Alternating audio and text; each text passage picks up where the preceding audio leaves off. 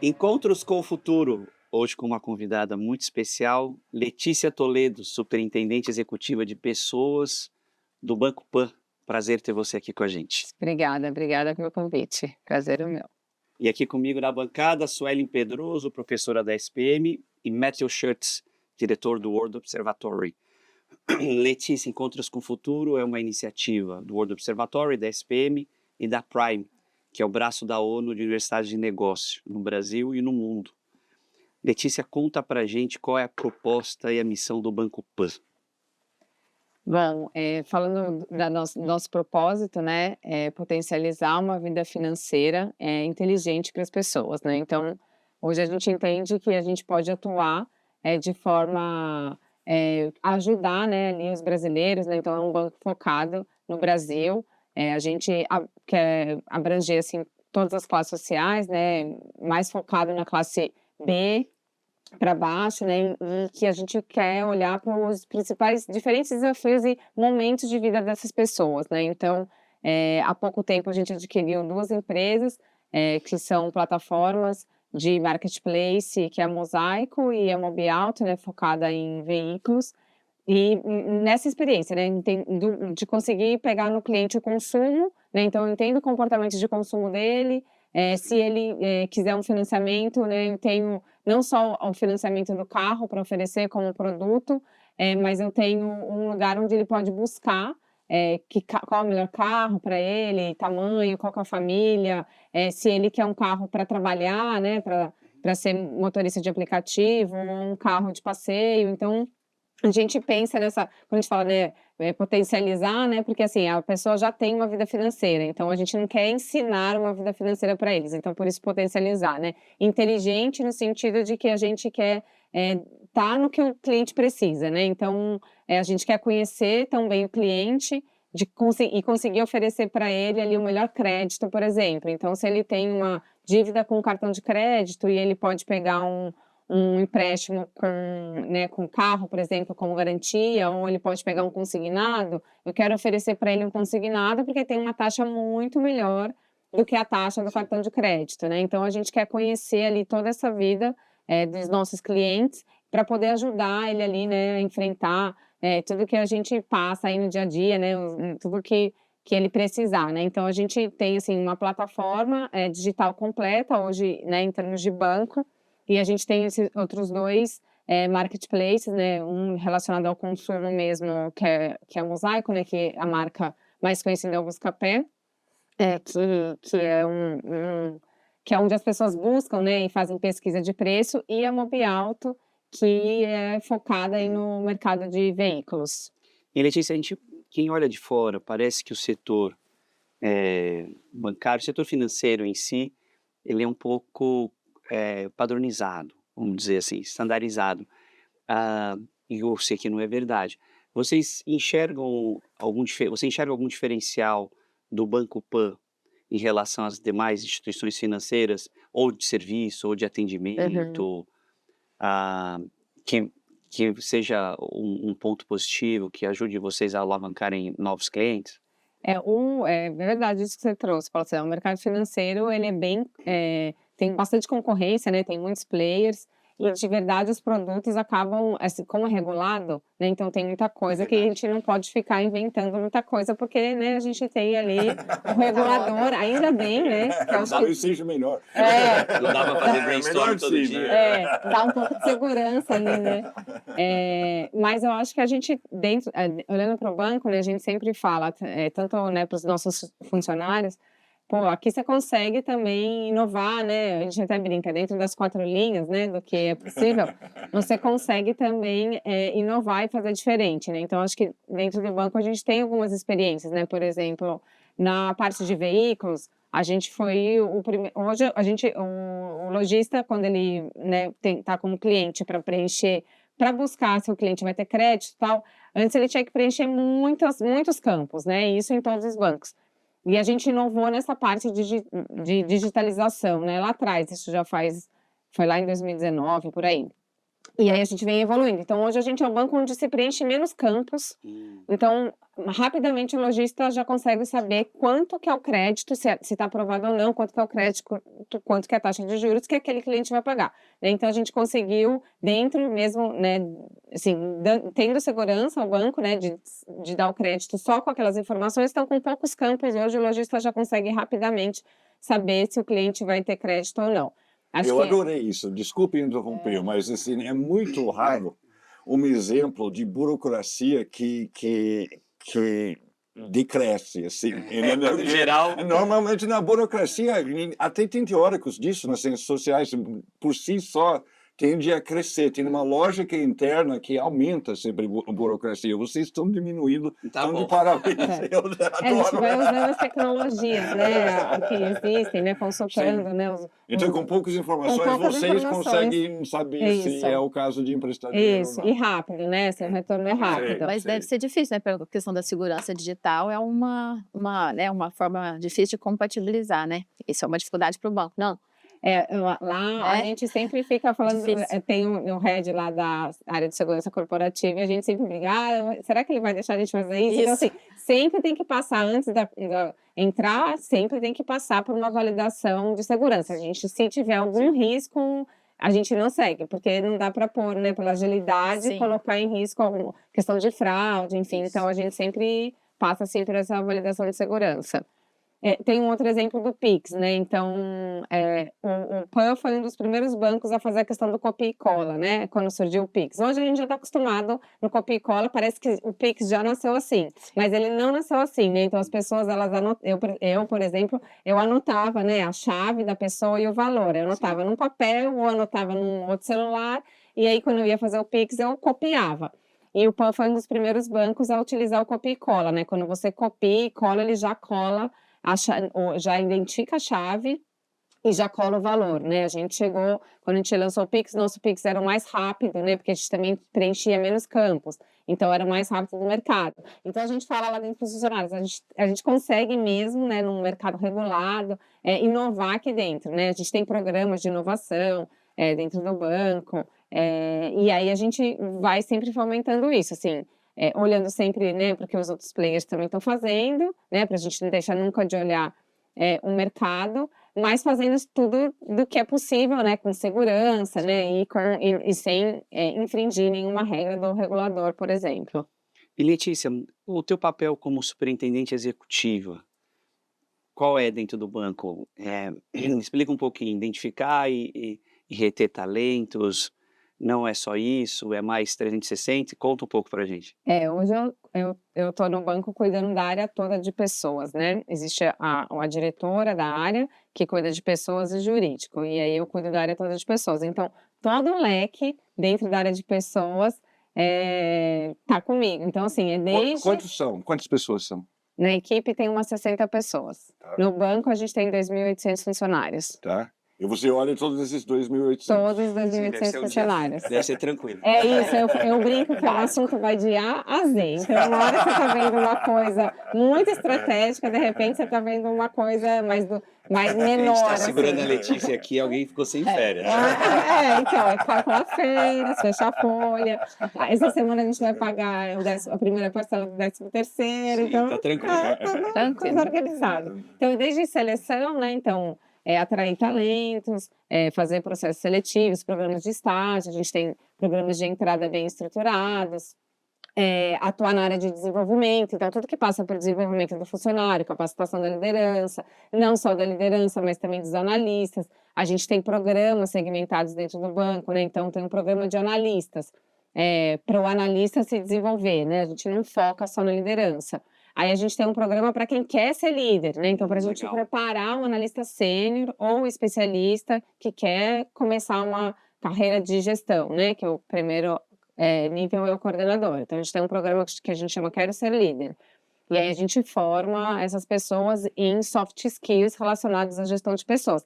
E até para a pessoa ver se é isso mesmo que ela quer, né? Porque às vezes ela acha que quer ser líder, e aí quando ela consegue entender quais são os papéis, as responsabilidades, ela muda de ideia. E para a gente não tem problema. Sim. Explica para a gente o que são soft skills. que são soft skills, que é uma, todo mundo fala, né? Não, eu Hard estou curioso. skills, soft skills. Eu sei mais ou menos. Eu também, seu amiguinho. A gente treina os funcionários, né, e as pessoas nos nossos atributos culturais, né, nos comportamentos que a gente acredita, né, que são os melhores, e assim, para a cultura do PAN, né? Então, a gente fala sobre liderança situacional, a gente fala sobre de feedback, sobre conversas difíceis, né, de carreira, né, porque aí eu brinco, né, para os gestores, é mais fácil falar assim, eu não te fiz essa promoção porque o RH não deixou, porque não tinha orçamento. Não, olha, eu não te fiz essa promoção porque falta você se desenvolver nisso, né, ainda faltou isso aqui, o outro está sendo promovido porque ele entregou isso, isso, isso. São conversas mais difíceis dos gestores terem. Para eles, às vezes, é mais fácil, né, falar, não tinha orçamento, o RH não aprovou no comitê, né, que a gente tem comitês de desenvolvimento, que a gente discute todo ano, né, todos os funcionários do banco a gente discute nesses comitês de desenvolvimento, né. Transparência é um caminho mais difícil, né? É mais difícil, Só que o funcionário que perde, né, porque aí ele não consegue entender o que ele precisa melhorar para Sim, ele ir para o próximo passo. Sim. Né? Então, a gente vai treinando, nesses treinamentos de liderança, a gente vai treinando isso. Pô, como que a gente fala, né? Como que você desenvolve, como você ajuda ele a organizar um plano de desenvolvimento individual, porque a gente fala também muito de protagonismo, né? Que a pessoa, ela tem que ser responsável pela carreira dela, né? E não ficar esperando que a empresa ou o banco te proporcione isso, isso ou isso, né? Então, você tem que estar pronto para quando a oportunidade aparecer, putz, não te faltar nada, né? Você já está pronto, então você tem que ir atrás. A gente fala bastante também isso de protagonismo, né? Então, se o seu gestor não te trouxe o porquê, vá você lá e pergunte, chame para conversa, se prepare, né? Tenha humildade, né, de entender que não é em um ano que, né, hoje a gente Sim. tem as relações um pouco mais apressadinhas, em um ano você não vai sair de estagiário a gerente, né, tem algumas vivências e experiências que você precisa ter ali no dia a dia, que é só um dia depois do outro que você vai conseguindo assimilar, então tudo isso a gente vai tentando conversar ali com as pessoas. Letícia, eu li uma reportagem que você é uma das entrevistadas e eu achei muito interessante, eu quero te perguntar.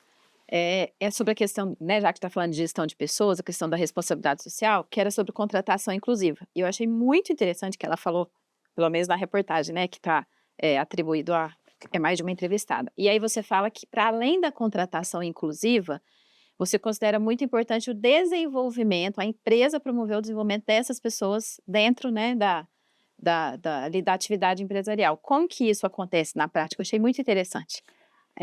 A gente tem uma área bem forte de diversidade no banco, né? E aí Sim, essa era sobre área, isso. essa área, ela é responsável não só por, vamos dizer assim, letrar os nossos funcionários no tema, né? Mas também por desenvolver.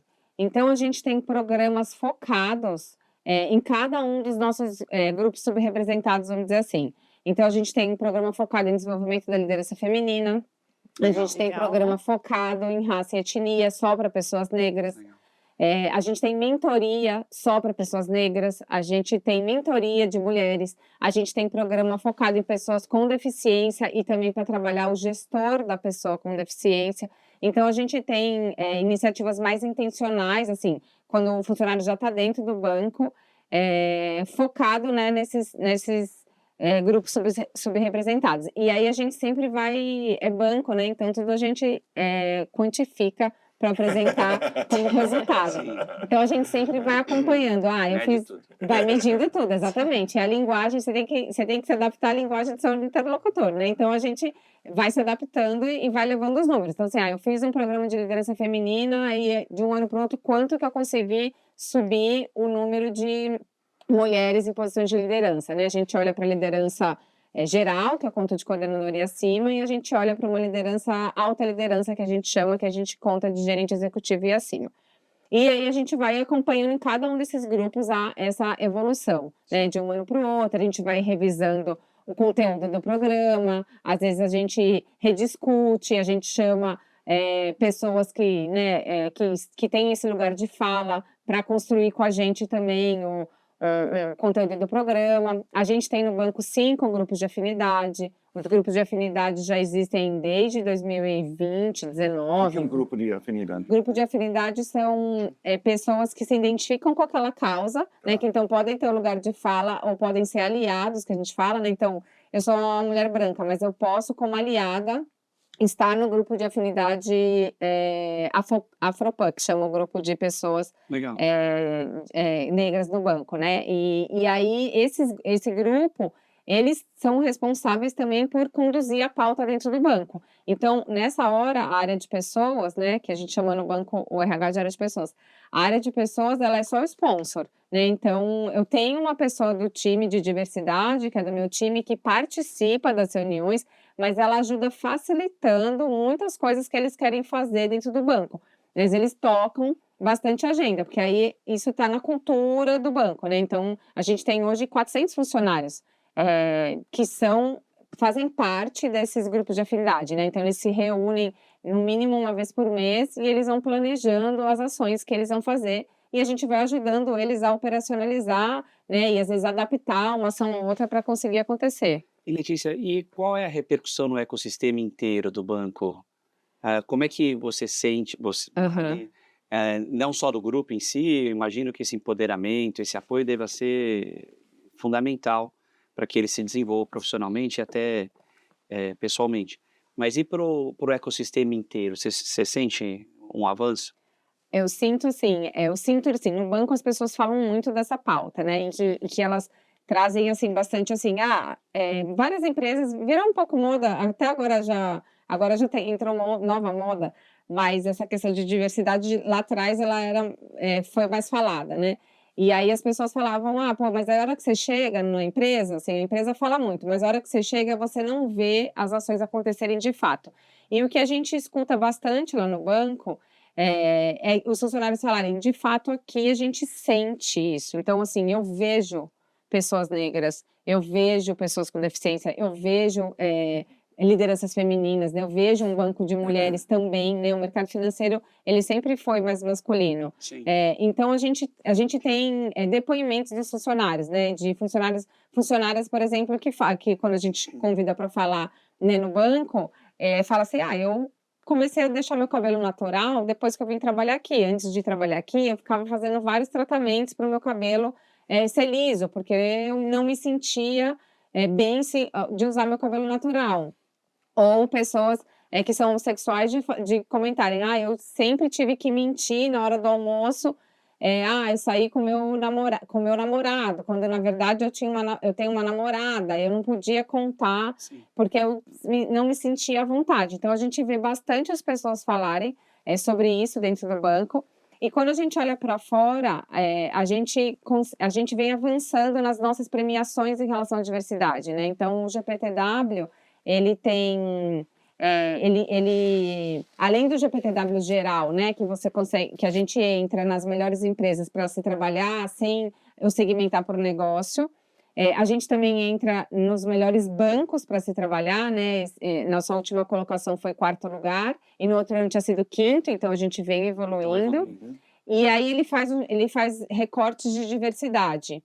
E aí a gente entra em 3, né, então em mulheres, a gente é o 2º melhor banco para mulher trabalhar, e o 8º na colocação geral, tem umas 600 empresas concorrendo. No de negros, a gente é o 1º melhor banco e o 2º no geral. Olha que legal. Parabéns. E também a gente vem evoluindo, também tem umas 300, 400 empresas. E o LGBTQIA+, a gente é o 2º, não, a gente é o 1º melhor banco e o 4º no geral, né. Então, esses 2 últimos a gente subiu 2 posições de um ano para o outro. Então, quando a gente vai tendo esse retorno, né, de uma instituição que ela olha as práticas que a gente faz, ela olha também, a quantidade de pessoas que a gente tem, porque para você ser elegível, você tem que ter um mínimo de pessoas, se você não tiver, você não consegue nem concorrer. Sim. E ela olha também a resposta dos funcionários na pesquisa, né. Então, no recorte de mulheres, qual é a nota que a gente tem? No recorte de pessoas negras, qual é a nota que a gente tem? Então isso coloca a gente nesses rankings, né. A gente também tá na época, né, no Ranking Ethos também, a gente entra no Easy também, que é da Bolsa, né, da B3. Então, a gente vê que, assim, dentro a gente vê os funcionários falando, mas quando a gente também Olha, vê vê para reconhecimento fora, a fora. gente também vê reconhecimento fora. E eu brinco, né, porque a gente começou a falar disso lá no banco em 2019.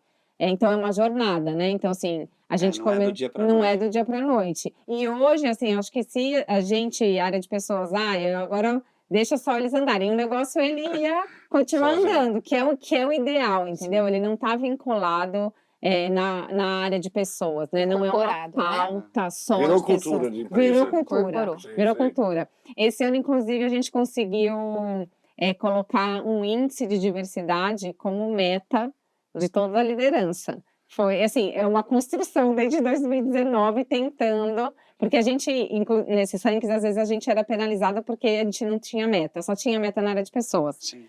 E não adianta, né, tá só na área de pessoas. Eu tenho meta de contratação e tenho meta de desenvolvimento, mas eu preciso de gestor do outro lado.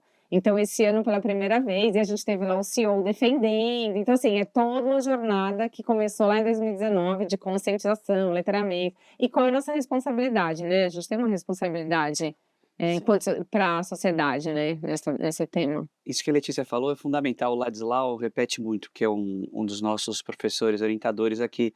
Se a gente não coloca no bônus, na meta, o estímulo não está no lugar certo, né?